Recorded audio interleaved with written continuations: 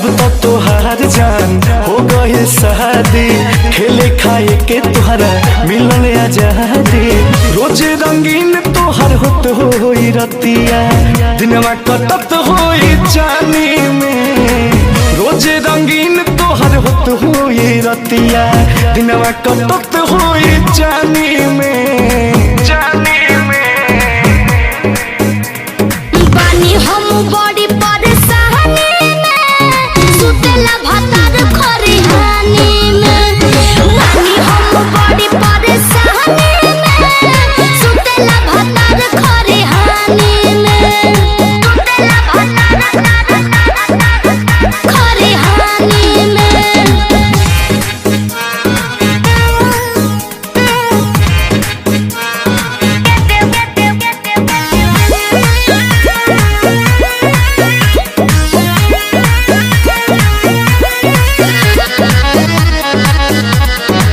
करेलू हमरा से काहे बहाना, खूबे लुटत होई बुमाजा।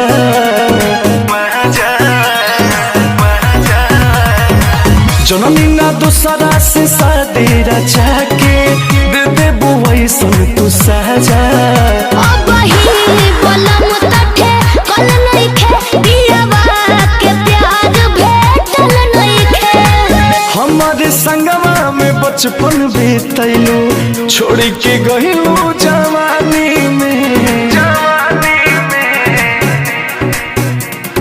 बानी हम बड़ी परेशानी में, सुतेला भतार खरिहानी में। बानी हम बड़ी परेशानी में, सुतेला भतार खरिहानी में। सुतेला भतार खरिहानी में।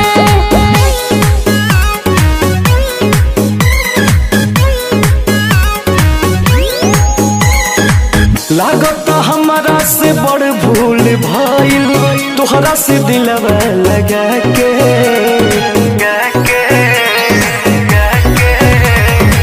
छोड़ के जान हमरा के गइलू, भइलू तो अंकुश रजा के। मिलन ना घरे मन जोरी हो, कुछ तो रहे मजबूरी हो।